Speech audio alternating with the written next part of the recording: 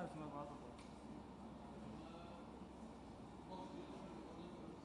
Birincidə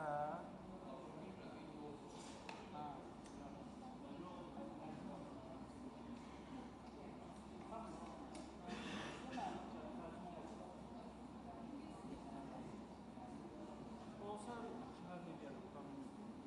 Baxın görün Azərbaycan tərcüməsi olsa həll edəyək.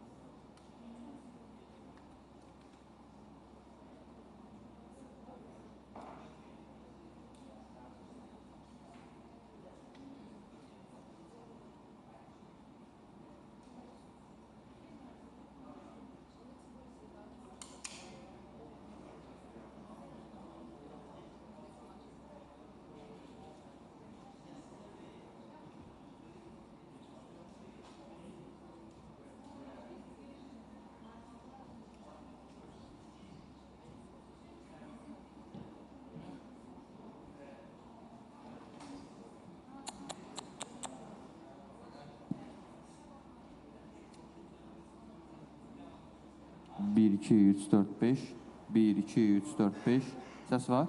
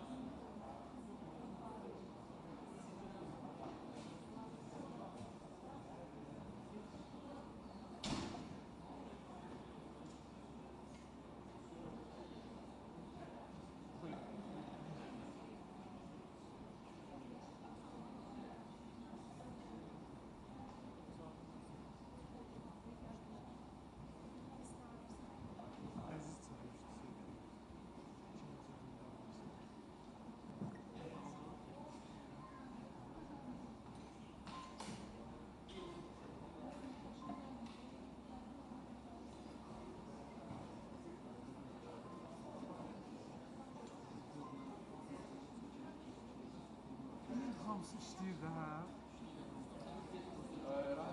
Aç bura, Rahim.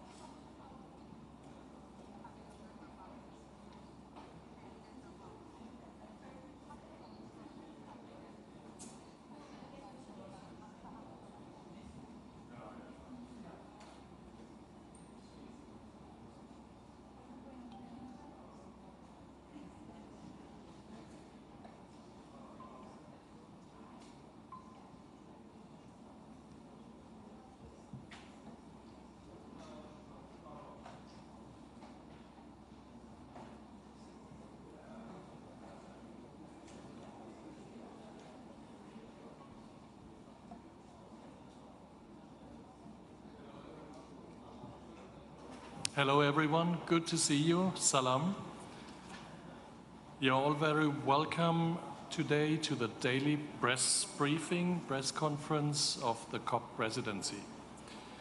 In terms of the running order, we will begin shortly with opening remarks by COP29 Presidency lead negotiator, Yalcin Rafiev, then followed by UNDP Administrator Achim Steiner and UNCTAD Secretary General Rebecca Greenspan, both of whom are co-leaders of the Baku Initiative for Climate Finance, Investment and Trade Dialogue, a key COP29 presidency initiative. The WTO have also been involved in the development of these initiatives, and we are joined by Aik Hoe Lim, Director of Trade and Environment Division at the WTO, who can also take a few questions. But let's start with the lead negotiator. It's your floor, Mr. Rafiev. Thank you, Alexander. Hello, good afternoon, dear colleagues. Welcome. Ladies and gentlemen, thank you for joining us for this press conference. Before taking questions, I want to provide you a brief update on three major topics. First, I will give a brief overview of progress made at the World Leaders Climate Action Summit. Second, I will comment on the negotiated agenda and our top priority, the NCQG.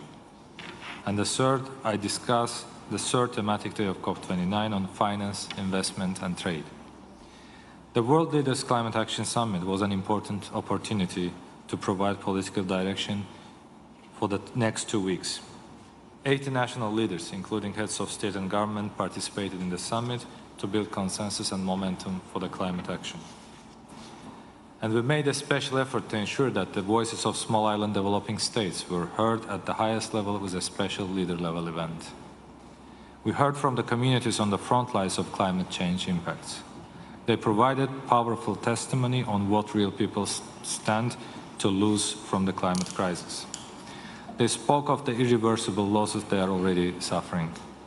They remind us of the importance of delivering on our plan to enhance ambition and enable action. And they demonstrated that success does not depend on one country alone. It requires a collective effort. The summit gave us all firm political direction. It's now time for the delegations to deliver. On the negotiated agenda, we have continued to build on the early progress on Article 6.4, and we are developing momentum across the COP29 negotiations agenda. In particular, we are focused on delivering a fair and ambitious new collective quantified goal, our top negotiating priority. Here at COP29, we have been working closely with the co-chairs of the contact group on NCQG, Fiona Gilbert of Australia and Zahir Fakir of South Africa. We are grateful to them both for their hard work and dedication throughout the year.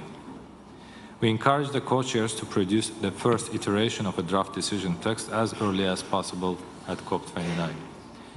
Parties welcome the decision to transition to a draft text and describe it as a workable basis for discussion for the first time in a 3 years of technical process.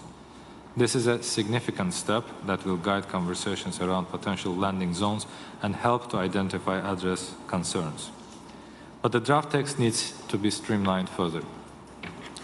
There are still many options to be resolved, and we expect to hear many different views. We want to hear everyone's reactions, and there will be spaces for them to provide their inputs throughout COP29.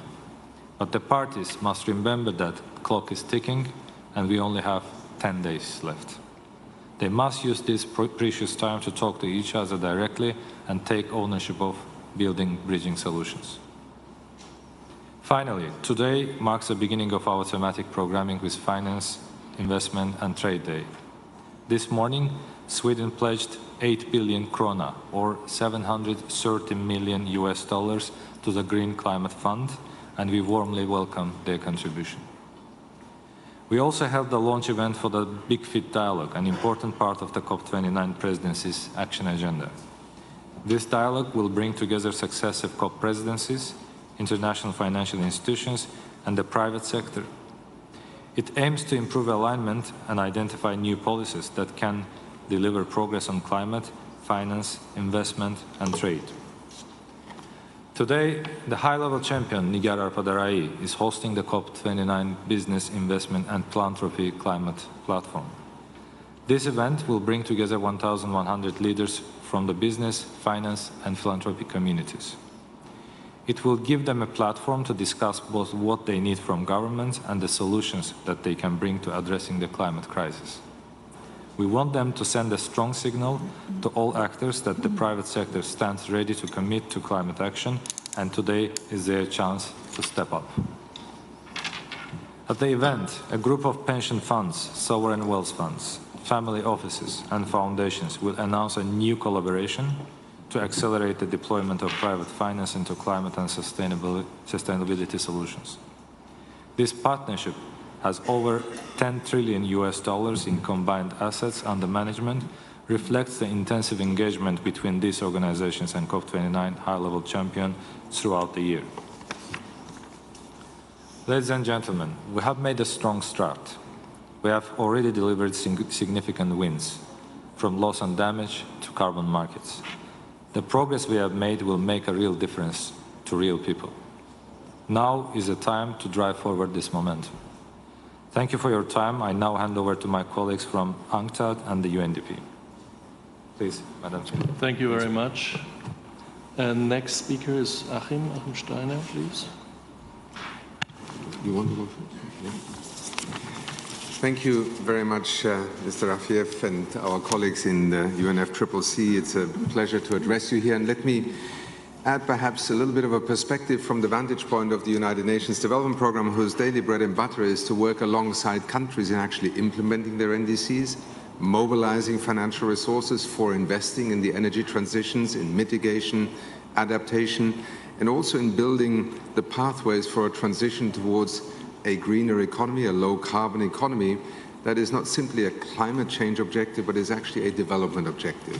And I think increasingly also in our work, including the Big Fit discussion this morning, we saw the recognition that climate change is increasingly not just a driver for investment in bringing down emissions, it's actually an investment in the development pathways, the economies, the commodities, the services, the infrastructure on which countries will thrive over the coming decades. It is difficult sometimes for the public and maybe even for some of you to follow the numbers game. And, you know, a lot of numbers are obviously circulating in these discussions, and no one else than the chief negotiator is experiencing the challenge of these different lenses that are being applied here. What I would like to perhaps add a little bit of perspective to also allow the negotiations not always to engage in what sometimes in these COPs becomes a zero-sum game. If one person gives more, that person has lost something and the other person has gained something. Climate finance has long transcended this kind of equation. Let's first of all acknowledge that when parties are negotiating here in Baku between $100 billion and a $1.3 trillion sum of investments, that these are not numbers that should sound extraterrestrial to some. Just go back to the IEA that estimates that this year alone, total investment in new energy infrastructure will be around $3 trillion just this year, of which in fact $2 trillion will be in renewable energy infrastructure. So this just gives you a sense that when we are talking about $1.3 trillion for developing nations to be able to accelerate their transitions, their investments, their ambition in the nationally determined contributions that are next year at the COP, essentially being put forward to demonstrate that the Paris Agreement with its pathways holds, then these are not unreal or surreal sums. In fact, we have spent trillions over the last decade already in investing in the energy transition, which explains why so much of the world's electricity in 2024 is already being produced with cleaner and often zero emissions technologies. Secondly, in these negotiations, it is also important to remind ourselves that developing countries are already investing hundreds of billions of dollars of their own taxpayer public revenues in climate change, whether in adaptation, because with every disaster, enormous sums of money are being redirected and repurposed in essentially just staying in the same place and recovering, not investing in the future of infrastructure, modernization, education, but also in mitigation. Latin America's track record of now producing 60% of its electricity with renewables didn't just come out of nowhere. The investments that are happening in India today, going from 200 gigawatts of renewables to over 550 gigawatts just in the next 4 years. This is probably the single largest, fastest investment in renewables in human history. And maybe surprising to some of you, if you take China and India together, half of humanity, if you want, most of what they have invested in, renewables, cleaner energy and so on, is not financed by taxpayers from the north. It has been financed, first of all, by, yes, taxpayers from their countries, and secondly, private sector, businesses, capital markets. And this is where much of the discussion that will happen over the next few days needs to find a credible formula where the public finance element is sufficiently robust in order to raise on top of that the multiplication of private finance. And the opportunities are enormous, despite also, yes, setbacks and mixed signals that make markets nervous. But the story of these investments over the last 5 to 10 years has not only been one of growth, it is one of exponential growth. And therefore, my hope remains that in the negotiations here, as you also just pointed out, Mr. Rafiev, parties can see beyond the immediate arithmetic of a chessboard.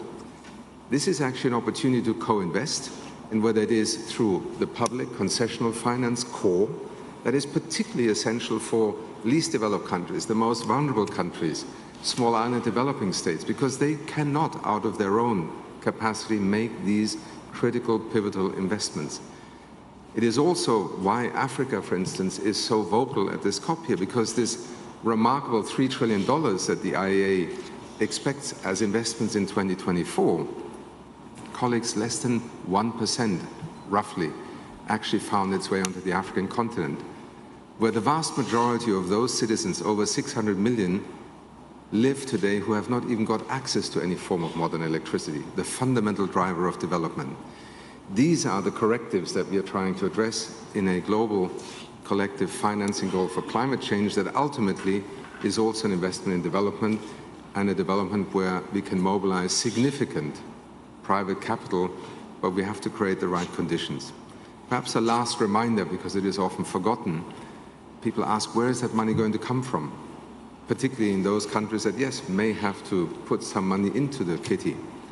Let us remember that the world still is spending hundreds of billions of dollars of subsidies for fossil fuels, extraction and consumption.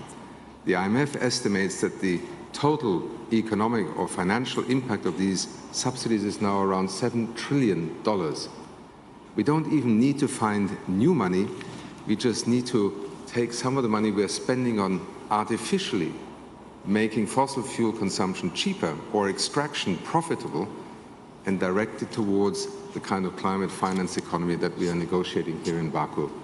I'll stop here. Thank you very much. Thank you, and I hand over to Secretary General Greenspan, please. You have the floor.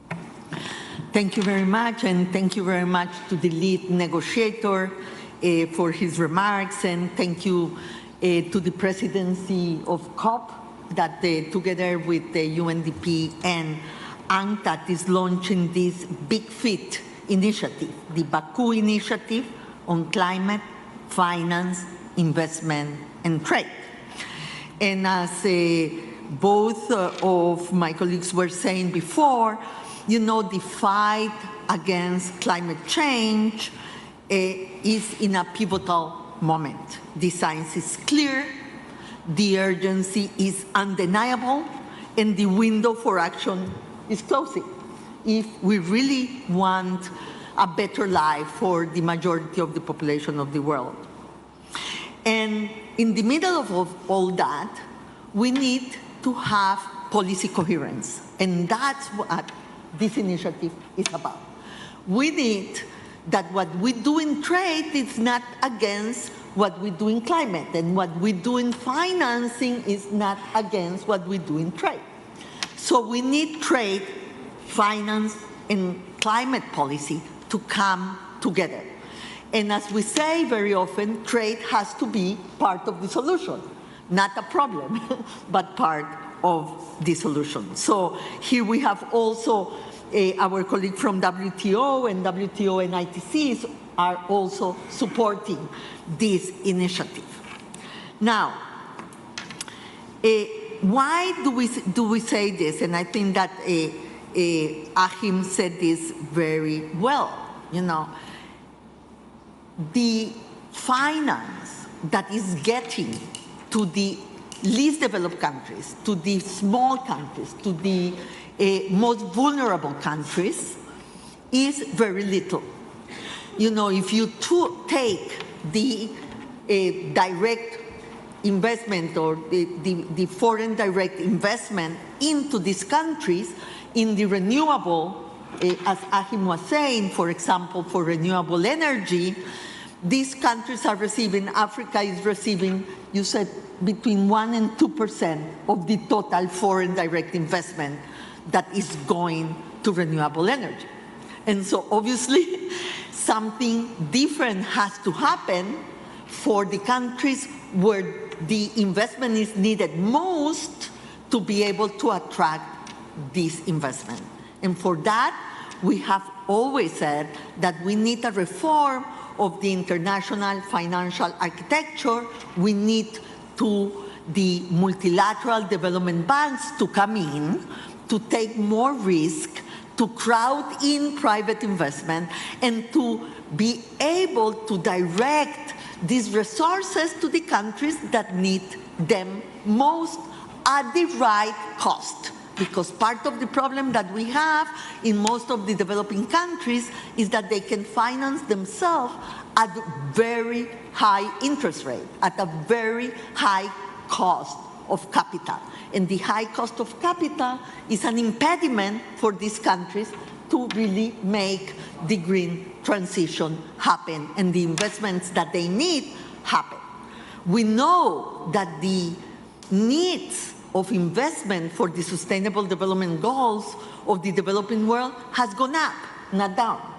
When we started in 2015, we needed $2.5 trillion in investment. Now we need $4 trillion in investment.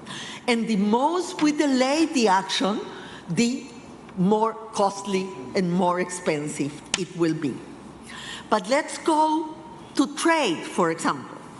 And here we were saying today that also we have trade practices that perpetuate unsustainable patterns. For example, clean energy technologies face tariffs that are on average 2 times as high as those that affect fossil fuels. So Achim is absolutely right. You were talking about subsidies, you know, 7 trillion according to the direct and indirect effect of subsidies on fossil fuels, but also in trade. We have higher tariffs for clean technologies than for fossil fuels. So we don't have a leverage, a playing field for the new technologies to really thrive. And we need this green transition also to dynamize growth. Because right now, the world is in a new, what we call a new low normal, where growth is below 3%. And that's not enough to fight poverty and inequality in the developing world. So if we want to dynamize growth and have higher and sustainable growth, we need trade and investment, and we need the green transition to really make this happen. So that's why we say trade, investment, and finance has to come together. We have to have a policy coherence framework that will make these 3 very important elements for the future of the global economy to really look for the synergies and allow the developing countries to thrive and grow appropriately. Now, what are we going to do within the big fit?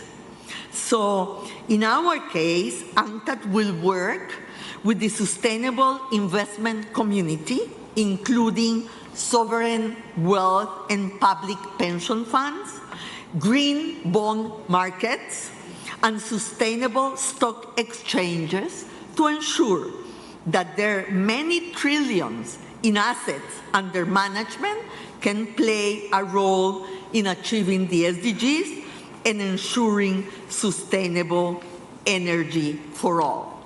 And so we will work on the trade side to make trade part of the solution, and we will work on the investment side to really be able to have a sustainable investment, the investment community to come together. But one of the things that we have to fight, and I want to make this my last point, is that we need to bring back trust in the sustainable funds. You know, one of the things that we discovered in the World Investment Report of last year, in 2023, is that the sustainable funds saw a decline of 60% of new funds. 60% decline of new funds coming into the sustainable funds. And why? Because the investors lost trust that the sustainable funds were really sustainable, that their investment was not greenwashing, but was really going to the green, to the right places and the right sectors. So we need to fight greenwashing. We need to bring back trust. We need to bring back the knowledge of what is happening in the investment community, and we need to strengthen the trust of the investors in the sustainable funds so we can work with them and make those funds go to the right places where they are needed most and to the right sectors that really will help to bring the green transition that we are all talking about here in COP29. So again, thank you very much to Azerbaijan for bringing us together for this initiative, and let's work together to have policy coherence and to help those parts of the world that cannot make it happen alone, but need the solidarity and the cooperation with the rest of the world. Thank you. Thank you very much, Secretary General. We now open the floor for a few questions. If you could please identify yourself, your media organization, and please wait for the microphone because we have colleagues joining online so that they can understand your question. Let me start, second row, the gentleman in the red pullover. Thank you. Damien Carrington from The Guardian. Question for Mr. Rafaev.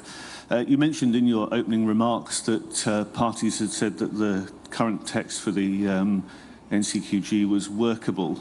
I mean, we've been told by Annex 1 parties off the record that it's actually unworkable. I mean, can you sort of tell us how big a problem there is to solve there, please? Thanks. Thank you so much. Yeah, as you know, the text that is currently on the table is a product of 3 years of hard work that the parties have been have been engaging in a inclusive process. And there is no alternative to this text, and everybody understands that there cannot be in the remaining 10 days any alternative text that can be produced which have the same legitimacy as this document. Therefore, of course, there are some diverging views. There are some points that need still to have the convergence on, and this is exactly why the multilateral negotiation process exists, that to bridge the gaps and find the solutions. So therefore, we are expressing the prevailing idea and the prevailing atmosphere, the spirit within the room, which is everybody understand that this is a text that is a product of the ad hoc work program, and but with some iterations, with some, of course, streamlining, narrowing down options, this text could be a good starting point for continued negotiation process. Thank you. Thank you. The lady in the second row on the other block.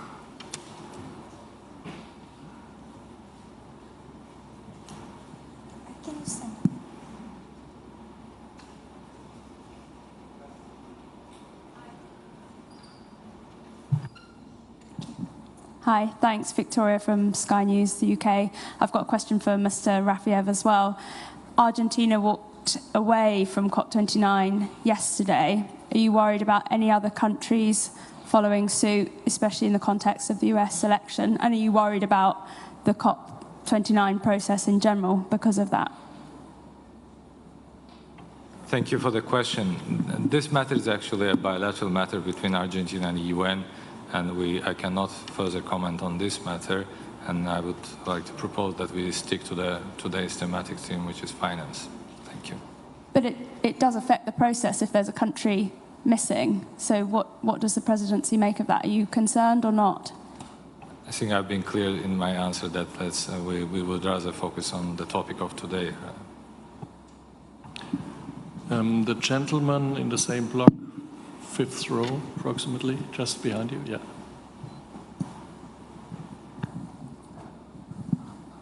The question is for Mr. Rafiev too. Could you please identify yourself first? Laurent Thomé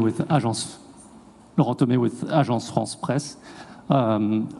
President Aliyev yesterday, his criticism of France caused the French environment minister to cancel her trip here. His words about oil being a gift from God also raised a lot of eyebrows here. Do you think the president's words this week are having a negative effect on the climate finance negotiations?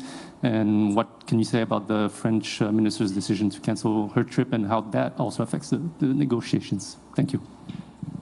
Thank you.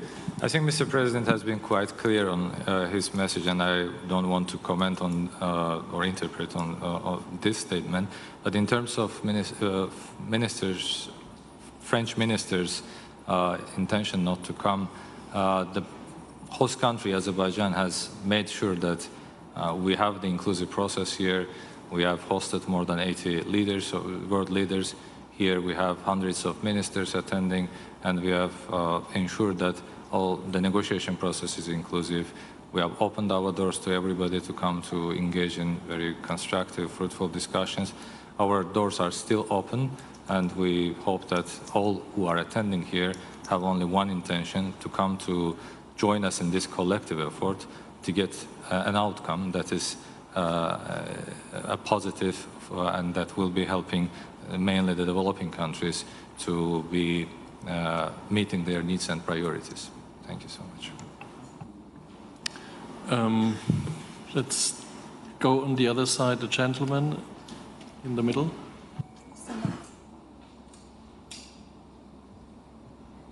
Thank you. Sebastian Rodriguez from Climate Home News. I wanted to ask you for Mr. Rafiev on the Climate Finance Action Fund, which was proposed a few months ago as an option to mobilize private finance from oil producers. I was wondering if the fund would be launched during COP29, and if the presidency has faced any hurdles in sort of getting that running. Thank you. Thank you so much. Yes, Climate Finance Action Fund is one of our 14 presidency initiatives. When we announced it, we have been clear about the process that we want to proceed with. We have established it with a participation, with an intention to create an innovative source of funding for developing countries with an innovative concept. But at the same time, in order to ensure the inclusive process of concept development, we have decided to include also potential donor countries into the working group that we have established to work out a concept that would be workable, that would be acceptable for them to join. So therefore, at this COP, we have announced that the working group that we have established is working on the concept paper, to have a detailed concept paper, because this is a very complex process to establish a new fund that will need some time, but we are on it and we are working closely with all potential donor countries. We have seen a great interest by the potential donors from both developing countries, from the developed countries, from the public sector and the private sector, that encourage us to continue this work in a way that we can establish and operationalize the fund as soon as possible. Thank you. Mr.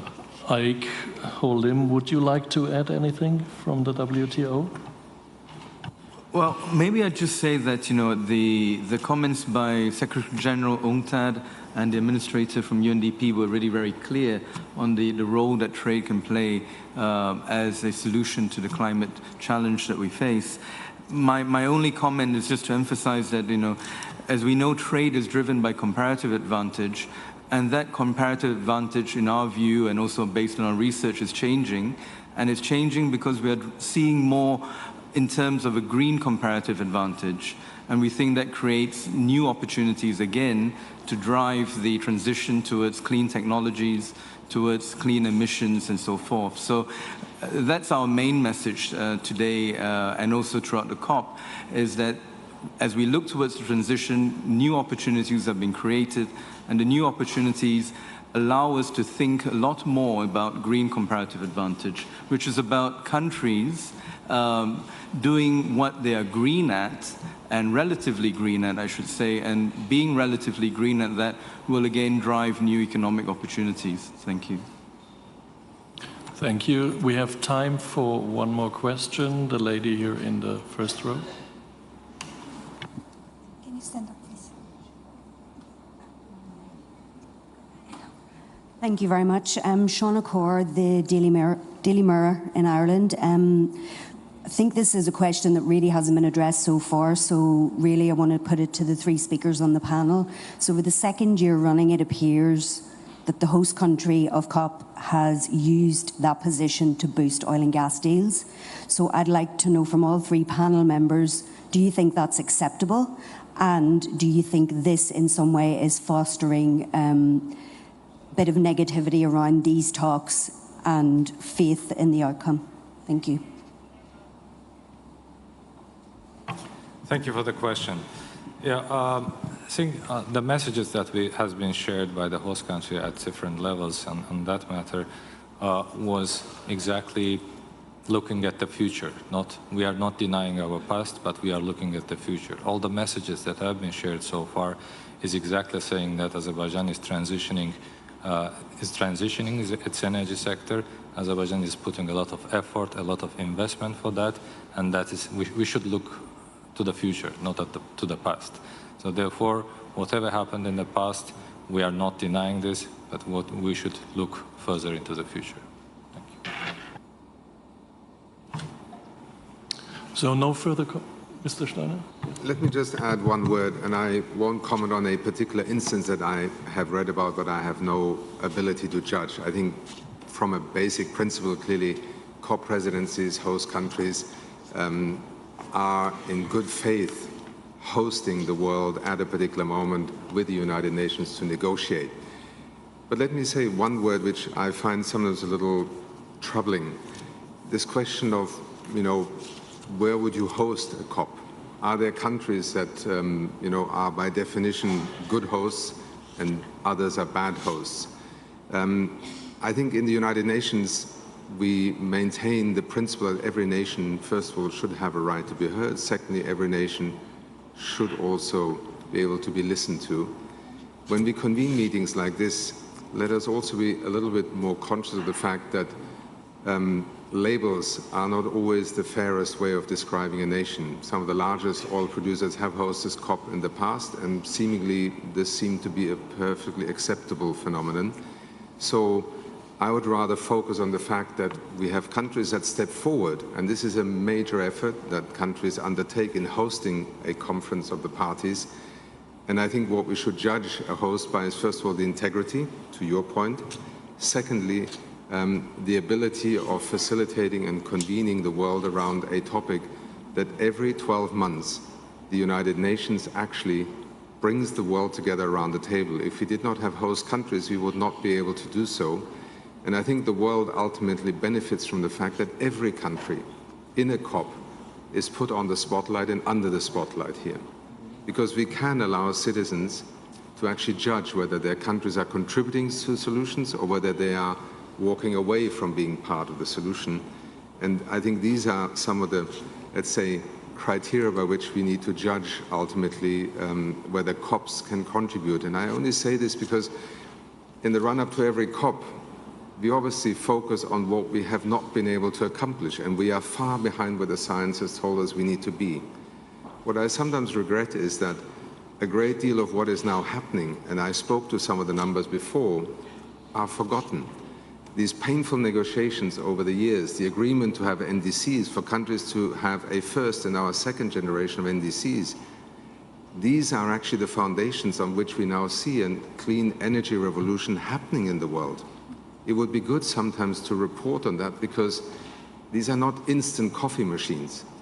The fact that it takes countries a number of years to turn NDCs into actually a significant change in the trajectory of their energy matrix and investments matters.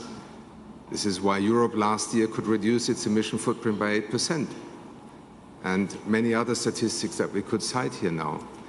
So I think every COP will have its controversies. Every country has its own past, and you just spoke to it, Mr. Rafiev.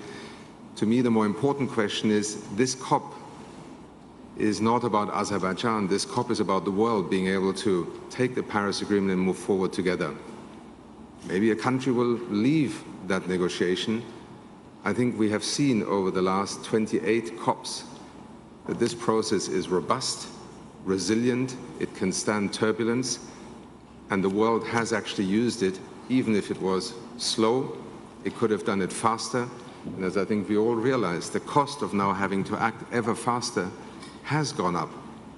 But we still have not only a UN Framework Convention, we have a Paris Agreement, and we have remarkable numbers beginning to show the transitions that are happening.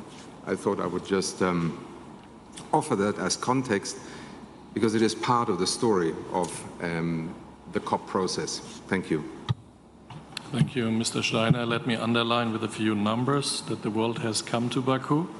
So we have around 70,000 registered participants, 34,368 parties, 13,275 observers, 3,618 media representatives, and category technical staff, workforces, volunteers, is 13,977. So this adds up to 67,839. Thank you very much for today. Looking very much forward seeing all of you tomorrow, same time, same place. Thank you.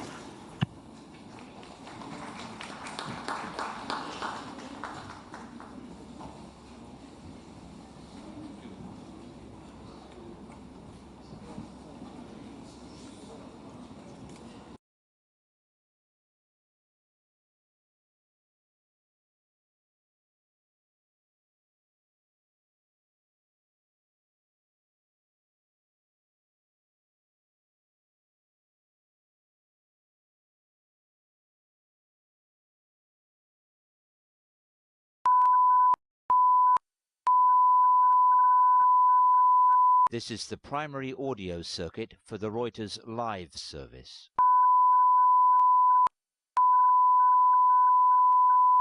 This is the primary audio circuit for the Reuters live service.